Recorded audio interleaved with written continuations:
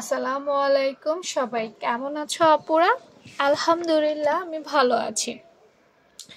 আজকে আমার আপুদের জন্য যেই ভিডিওটা নিয়ে এসেছি সেটা হচ্ছে কুশন নিয়ে। দেখতেই পাচ্ছ কুশন সাইজ 1। আমার ছবিগুলো আপলোড দেওয়ার পর অনেক আপুই আসলে বুঝতে পারো না, কনফিউশনে থাকো যে মাপটা কিভাবে হবে বা আপু কী জন্য নিয়েছে। আসলে সেটাই তো, একটা ছবিতে তো সব মেজারমেন্ট বোঝা যায় না। আমি যদি নিজের মেজারমেন্টটা নিজে না বুঝিয়ে দেই তাহলে তো আসলে 100% তোমাদের পক্ষে বোঝা সম্ভব না। তো এটা কুশন কভারের ছবি দিয়েছি এবং মাঝখানে আমি শুধু 10ই লিখেছি, আর কিন্তু কোনো ধরনের মেজারমেন্ট লিখি নাই। এখন আসো কেন 10 লিখেছি এবং কুশন কভারের মেজারমেন্টটা কিভাবে হয় সেটা একটু বুঝিয়ে দিই। আমরা যে আমাদের ঘর যারা সোফা ব্যবহার করি, সোফার সাথে যেই ছোট ছোট সোফার সাথে যে ছোট ছোট বালিশগুলো আমরা ব্যবহার করে থাকি সেগুলোই হচ্ছে কুশন। এখন 10 ইঞ্চি দেখে অনেকেই ভাবতে পারো আপু এত ছোট বা কম কেন, বা একটাই মেজারমেন্ট কেন? দেখো কুশনগুলো চতুর্ভুজ টাইপের হয়ে থাকে। যদি তোমাদের ঘরে থাকে বা আশেপাশে থাকে, আমার ঘরে তো নাই বাবা, তাইলে একটা দেখাইতে পারতাম। কুশনগুলো চতুর্ভুজ হয়, চারোদিকে একদম সমান হয়। তো যে কোনো পাশের একটা মাপ লিখলেই তো হয়ে গেল, তাই না?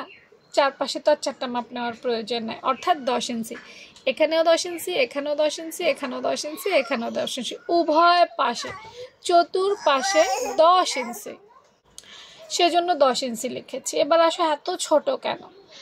কুশন আমি যেটা খেয়াল করেছি, এক একজনের কুশন এক এক রকম হয়ে থাকে।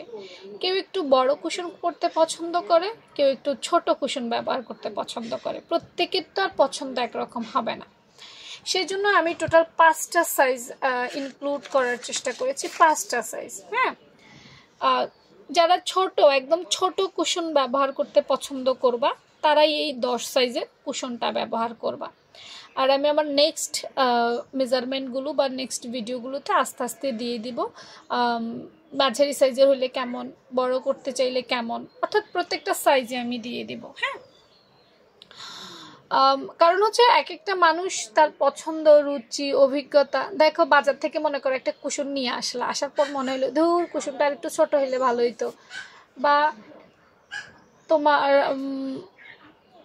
আবার অনেক সময় মনে হয় শাড়ি একটু বড় হইলে ভালো হইতো বা একটু ছোট হইলে ভালো হইতো, এই ধরনের একটা মনোভাব চলে আসে। তুমি আগে থেকে যদি বুঝতে পারো যে কোনটা ছোট কোনটা বড়, তাহলে তোমার জন্য একটু হেল্পফুল হয়ে গেল না? সেজন্যই দেওয়া। তো এই ধরনের মেজারমেন্ট আর ছোট টিপস পেতে অবশ্যই আপুর পেজটা ফলো রেখো। ভালো লাগলে লাইক, কমেন্ট এবং শেয়ার করে দিও। আল্লাহ হাফেজ।